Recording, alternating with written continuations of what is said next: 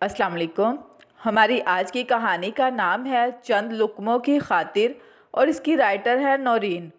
बात तो बड़ी हैरान कुन बल्कि परेशान कुन थी कि अब्बा जान ने नाश्ते की मेज़ पर अजलान को एक ज़ोरदार थप्पड़ रसीद कर दिया और वो 5 साला मासूम बच्चा हैरत के मारे रो भी ना सका। सदमे की शिद्दत से इस बेचारे की आवाज़ कहीं गले में ही घुटकर रह गई थी कि इसके प्यारे दादा जान, जिन्होंने कभी इनसे ऊंची आवाज़ में बात तक नहीं की थी, वो जो अपनी प्यारी और इकलौती बहू से इन दोनों बच्चों को डांटने की वजह से 2-2 दिन तक बात नहीं करते थे, उन्होंने सख्ती से सबको हुक्म दिया हुआ था कि ये दोनों बच्चे जब भी कोई शरारत करे तो इनके दादा जान को बता दिया जाए, वो खुद ही इन बच्चों को समझा लेंगे, लेकिन इनको मारना नहीं है।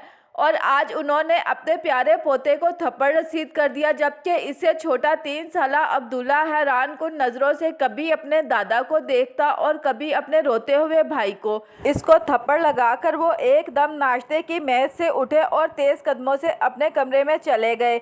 इनका बेटा ऑफिस के लिए तैयार होता हुआ बड़े मसरूफ़ अंदाज में अपने कफ लिंक्स बंद करता हुआ नाश्ते की मेज़ की तरफ आ रहा था। अब्बा जान को इस तरह तेज़ी से अपने कमरे में जाता देखकर हैरानी से वहीं खड़ा रह गया।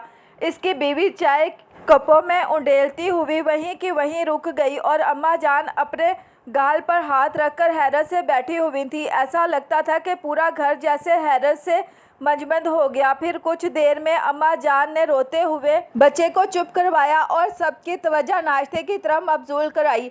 जब सबने नाश्ता कर लिया और इनका बेटा दफ्तर और अजलान स्कूल रवाना हो गए तो इनकी बहू अब्बा जान की नाश्ते की ट्रे तैयार करके अब्बा जान के कमरे में ले जाने लगी। अम्मा जान ने इसके हाथ से ट्रे ले ली और कमरे में लाकर मेज़ पर रखी। अब्बा जान आरामदेह कुर्सी पर बैठे हुए थे और कमरे की खुली खिड़की से इनकी नज़रें आसमान पर उड़ते हुए परिंदों पर टिकी हुई थी। नाश्ते के बर्तन मेज़ पर रखने की आवाज़ पर भी वो मुतवज्जा ना हो सके तो आखिर अम्मा जान ने इस खामोशी को तोड़ा। मैं पूछती हूँ कि इतनी सी बात पर आपने बच्चे को क्यों मारा? वो अपने शोहर से मुखातिब। अब्बा जान आसमान पर ना जाने तलाश करते हुए सालों पहले के एक मंजर में खो गए। नवंबर के महीने में आसमान गुबार आलूद सा लग रहा था। कपास के चारों तरफ फैले हुए सरसब्ज खेतों में नज़र आते हुए पौधों में कपास बर्फ़ के गालों की तरह नज़र आती थी। बहुत सी औरतें मखसूस अंदाज में कपास चुनने का कपड़ा बांधे नहायत मसरूफ़ अंदाज में कपास चुनने में लगी हुई थी। इनके हाथ तेज़ी से कपास चुनने में लगे हुए थे। वो तेज़ी से एक बूटे की तरफ आती और खींचने के से अंदाज में कपास निकालती और आगे बढ़ जाती। इकराम अली उर्फ अक्कू भी स्कूल की छुट्टी के बाद तेज़ी से घर की तरफ कदम उठाता जा रहा था। कच्ची सड़क के साथ ही कपास के खेत में इसे अपनी माँ कपास चुनती हुए नज़र आ गई, जो सुबह से अपनी बढ़ती हुई भूख को थपक थपक कर सुला रहा था। वो भूख माँ को मजदूरी करते देखकर जाग उठी। सुबह भी वो पतली पानी जैसी चाय और रात की बची हुई रोटी का एक छोटा सा टुकड़ा खाकर स्कूल गया था। इस दफ़ा भी हर साल की तरह इनकी गंदम सर्दियों के आगाज़ में ही ख़त्म हो गई थी। अब इनको दूसरी ज़रूरियातें ज़िंदगी की चीज़ों के साथ साथ आटा भी ख़रीदना पड़ता था और अभी भी इसके मासूम दिल में रोटी मिलने की उम्मीद दम तोड़ रही थी कि माँ को मजदूरी करते देखकर वो उम्मीद यकदम जाग उठी थी। तफरीह के वक्त इसका दोस्त नबील आलू से रोटी खा रहा था तो इसको भी थोड़ी सी रोटी और आलू का सालन खिला दिया था, जिसका जायका अभी तक वो अपनी ज़ुबान पर महसूस कर रहा था। ये गरीबों का इलाका और गरीबों का स्कूल था, जिसमें तफरीह के वक्त ज़्यादातर घर से लाई रोटी खाते या फिर एक आने के आलू छोले और रेवड़ियाँ खाते। वो भी पहले ऐसे ही स्कूल रोटी ले जाया करता, फिर कभी कभार एक आना, लेकिन जब से अब्बा की फैसलाबाद में मजदूरी के दौरान ऊंचाई से गिरकर टांग टूटी थी और अब्बा घर बैठ गया था तो इस वक्त से घर में रोटियों के लाले पड़ गए थे। इसने अपनी 7 साला ज़िंदगी में अपने घर में रोटी से ही हर खुशी और गम मंसूब देखा था, इसलिए इसे बचपन से ही रोटी की कदरों कीमत का अंदाज़ा हो गया था। इन्हीं सोचों में गुम वो माँ के पास जाकर खड़ा हो गया। माँ ने इसे प्यार से गले लगाकर कहा, भग यानी भूख लगी है पुत्र। इसके जवान उम्री में ही बुढ़ापे की तरफ ढलते चेहरे पर ममता का नूर फैला हुआ था। कुछ देर में वो और इसकी माँ खुशी खुशी سے پیسے لے کر بازار کی طرف جا رہے تھے۔ چکی سے آٹا اور دکان سے گھی لے کر وہ دونوں تیز قدموں سے گھر پہنچے۔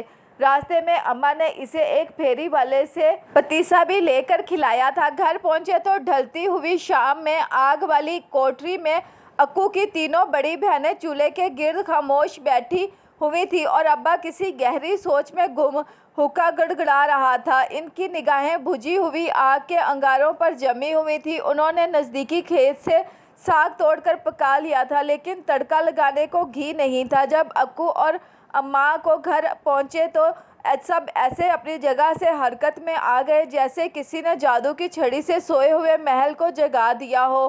کوئی پھونکنی سے آگ کو پھونکے مارنے لگا، کوئی بہن آٹا گوندنے لگی اور کوئی ساگ کو تڑکا لگانے کے لیے لہسن چھیلنا شروع ہو گئی۔ اسی وقت اس کے سب سے بڑے بھائی نے گھر میں آ کر سائیکل کھڑی کی۔ کھانے کی تیاری کے سلسلے میں ہونے والی چہل پہل سے اس کے تھکے ماندے چہرے پر بھی رونق چھا گئی تھی۔ ننھے سے اکو کے دل میں بس یہی بات آئی کہ سب کے چہروں پر مسکراہٹ اور خوشی روٹی کی وجہ سے ہے۔ وہ اکثر سوچتا رہتا کہ روٹی کے یہ چند لقمے انسان سے کیا کیا کام کرواتے ہیں، اور غریب تو جیتا اور مرتا بھی ان چند لقموں کی خاطر ہے۔ جیسے اکو کا بڑا بھائی زاہد ان چند لقموں کی خاطر پردیس جا رہا تھا۔ زاہد گاؤں کے اسکول سے مڈل تک تعلیم حاصل کرنے کے بعد زمیندار کے پاس اس کے منشی کے مددگار کی حیثیت سے نوکری کرنے لگا تھا۔ اس کو کام پر لگے ابھی 3 مہینے ہی گزرے تھے کہ زمیندار کا بیٹا لندن سے واپس آ گیا۔ اس کو گھوڑوں کی ریس کا بہت شوق تھا۔ اس کے پاس بہت سے گھوڑے تھے۔ زاہد کو بھی بچپن سے ہی گھوڑوں کی دیکھ بھال میں بہت دلچسپی تھی۔ ابا کو بھی کسی وقت میں گھوڑے رکھنے کا شوق تھا۔ بچپن میں زاہد زیادہ تر وقت ابا کے گھوڑے کے ساتھ ہی گزارتا تھا۔ زاہد جب بھی کام سے فارغ ہوتا تو زیادہ تر وقت محسن صاحب کے گھوڑوں کے ساتھ گزارتا، جبکہ ان کے اسپیشل ریس والے گھوڑے جس کا نام محسن صاحب نے جیکی رکھا ہوا تھا، زاہد کو محبت ہو گئی تھی۔ وہ جیکی کو تیز رفتاری سے بھگانے کے لیے منہ سے ہیجان انگیز آوازیں نکالتا اور اچھل اچھل کر اس کو اور تیز بھاگنے کی ترغیب دلاتا۔ محسن صاحب کو اس کی جیکی سے محبت مسکرانے پر مجبور کر دیتی۔ عام زمینداروں کی طرح وہ ظالم اور سخت نہیں تھے۔ شاید اس کی وجہ یہ تھی کہ انہوں نے اپنی زندگی کا زیادہ عرصہ ملک سے باہر گزارا تھا اور وہ اس جاگیردارانہ نظام سے دور رہے تھے۔ باہر سے واپسی پر ان کے ساتھ ان کی انگریز بیگم مریم تھی، جس کا پہلے نام لیزا ہوا کرتا تھا، اور ان کا 2 سال کا بیٹا بختیور تھا۔ ایک دن محسن صاحب زاہد کو گھوڑوں کی ریس میں لاہور لے گئے۔ جب جیکی میدان میں بھاگنے کے لیے آیا تو زاہد نے اس کی محبت سے پیٹھ تھپتھپائی، اور جب ریس شروع ہوئی تو اس نے کوئی مخصوص آواز نکالی جس کو سننے کے بعد جیکی نے تیزی سے بھاگنا شروع کر دیا۔ محسن صاحب ایک 16 سالہ نوجوان کی ایک گھوڑے سے محبت دیکھ کر حیران رہ گئے۔ پھر وہ ہوا جس کی امید نہیں تھی، یعنی کہ جیکی، جس پر محسن صاحب نے بہت محنت کی تھی، بھاری فیس پر ٹرینرز سے اس کی ٹریننگ کروائی تھی، لیکن جیکی کبھی اول نمبر نہیں آ سکا تھا۔ آج ایک ناتجربہ کار نوجوان کی توجہ اور پیار کی وجہ سے اول انعام حاصل کر گیا تھا۔ اس کے بعد محسن صاحب کی زاہد پر خاص نظر کرم ہو گئی تھی۔ انہوں نے اچھی خاصی رقم تنخواہ کی مد میں زاہد کو دینا شروع کر دی تھی۔ گھر میں خوشحالی آنے لگی تھی۔ اس کے بعد محسن صاحب نے مزید گھوڑے ریس میں دوڑانے کے لیے خریدے اور ان گھوڑوں کو زاہد ہی سدھارنے لگا تھا۔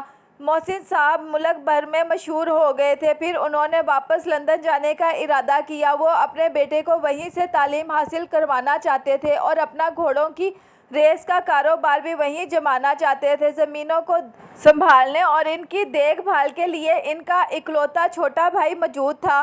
وہ زاہد کو بھی ساتھ لے گئے۔ پھر اس کے بعد حالات نے پلٹا کھایا۔ زاہد مستقل طور پر لندن میں سیٹ ہو گیا اور شادی بھی وہیں ایک مسلمان لڑکی سے کر لی۔ بس کبھی 2 سال کے بعد پاکستان کا چکر لگاتا۔ ہاں، پیسوں کی بھاری سی گڈی باقاعدگی سے بھیجتا رہتا۔ وہاں جا کر وہ کچھ عرصہ تک محسن صاحب کے ساتھ کام کرتا رہا۔ پھر ایک دوست کے ساتھ مل کر ایک کافی شاپ بنا لی اور دیکھتے ہی دیکھتے اس کی قسمت کا ستارہ چمک اٹھا اور اس کے کاروبار نے بہت ترقی کر لی۔ ساتھ ہی یہاں پاکستان میں اس کے گھر والوں نے بھی کچھ سالوں میں لاہور میں ایک عالیشان مکان بنا لیا تھا۔ اب ابا کو کوئی فرید آرائی نہیں کہتا تھا، بلکہ اب لوگ چودھری غلام فرید کہتے تھے۔ بیٹیوں کی اچھی جگہ پر شادیاں کرنے کے بعد بہت شان و شوکت سے رہتا، اور یہ شان و شوکت اس دن اور بھی بڑھ گئی جس دن اس کے گھر کے صدر دروازے پر اس کے چھوٹے بیٹے کے نام کی بیرسٹر چودھری اکرام والی تختی لگی۔ وہ ننھا اکو جو اسکول میں تفریح کے اوقات میں بھی جماعت میں بیٹھ کر پڑھتا رہتا تھا، وہ اعلیٰ تعلیم حاصل کرنے کے بعد اونچے مقام پر پہنچ چکا تھا۔ دنیاوی طور پر بھی اور دینی طور پر بھی غریبوں کی مدد کرنا، اللہ کا شکر ادا کرنا اور زندگی کے ہر معاملے میں خدا کے خوف کو مد نظر رکھنا، یہ اس گھرانہ کی کامیابی کی کنجی تھی۔ سب سے بڑھ کر رزق کا احترام کرنا اور قدر کرنا۔ اگر زمین پر کوئی روٹی کا ٹکڑا یا کھانے کی کوئی چیز گرے ہوئے دیکھتا تو اس کو ایک طرف رکھ دینا کہ پیروں میں نہ آئے۔ غریبی کے دنوں میں چند لقموں کی خاطر تکلیف اٹھانے کی وجہ سے اس میں رزق کی قدر آ گئی تھی، اور رزق کی قدر ہی ان کے لیے رزق کی کشادگی کا راستہ کھول گئی تھی۔ پھر وقت بہت آگے بڑھ گیا۔ اماں اور ابا جی آگے پیچھے دنیا سے رخصت ہو گئے۔ مرنے سے پہلے ان کی سب سے بڑی خواہش فریضہ حج کی اللہ تعالیٰ نے پوری کر دی تھی۔ پھر انہی دنوں زاہد کے بیمار ہونے کی خبر ملی۔ وہ گردوں کے عارضے میں مبتلا ہو گیا۔ اکرام نے لاکھ اس کو پاکستان واپس آنے کا کہا، لیکن اس کے دونوں بیٹے اور ایک بیٹی سمیت اس کی بیوی اس بات کے لیے راضی نہ ہوئے۔ ان کا کہنا تھا کہ ان کے والد کا یہاں زیادہ بہتر علاج ہو رہا ہے۔ پھر ایک ویران شام کو زاہد کی موت کی خبر ان تک پہنچی۔ چند لقموں کی خاطر پردیس جانے والے زاہد کو اپنے وطن کی قبر کی مٹی بھی نصیب نہ ہو سکی تھی۔ ان لقموں کی قیمت کل کے اکو اور آج کے دادا جان سے زیادہ کون جان سکتا تھا۔ بہرام ان کا اکلوتا بیٹا جو شادی کے 14ویں برس پیدا ہوا تھا اس وقت، جبکہ روبینہ جو ان کے دوست کی بہن اور ان کی محبت ہی بچوں کی طرف سے نا امید ہو چکے تھے۔ پھر بہرام نام کا پھول ان کے سونے آنگن میں کھلا۔ بہرام ان دونوں کو دل و جان سے پیارا تھا۔ ایک تو وہ سالوں بعد پیدا ہوا تھا اور دوسرا اس کے بعد کوئی اور اولاد نہیں ہوئی۔ پھر کہتے ہیں نا کہ اصل سے سود پیارا ہوتا ہے، سو دادا جان کبھی ان دونوں پوتوں کو جان سے بڑھ کر عزیز رکھتے، کبھی ان سے اونچی آواز سے بات تک نہیں کی، لیکن جب آج اس پیارے پوتے نے اپنے سامنے رکھی ہوئی پراٹھے کی پلیٹ غصے میں آ کر زمین پر دے ماری تو وہ نہ جانے کیوں اپنے آپ کو کنٹرول نہ کر سکے اور بچے پر ہاتھ اٹھا دیا کہ ان چند لقموں کی خاطر انسان 100 تکلیفوں کا سامنا کرتا ہے اور اسی کی بے قدری کرے، یہ کیسے ممکن ہے؟ رزق کی یہ بے ادبی دیکھ کر ان کو غصہ آ گیا تھا اور اب دل دکھ رہا تھا کہ اس معصوم بچہ پر ہاتھ کیوں اٹھایا۔ اچانک وہ ایک نئے عزم سے اٹھے، اپنے پوتے کو آغوش شفقت میں بھرنے کے لیے کہ اب ان کو پیار سے رزق کی قدر و قیمت کے بارے میں بتانا ہے۔ کمرے سے باہر جاتے ہوئے دادی نے ان کو مسکرا کر دیکھا تھا۔ اسٹار لائٹ اسٹوری ٹائم کے سامعین، اگر آپ کو کسی بھی قسم کی کہانی میں انٹرسٹ ہے اور آپ چاہتے ہیں کہ وہ کہانی میں سناؤں اور اپنی آواز میں لوگوں تک پہنچاؤں تو آپ مجھے کمنٹس کر سکتے ہیں۔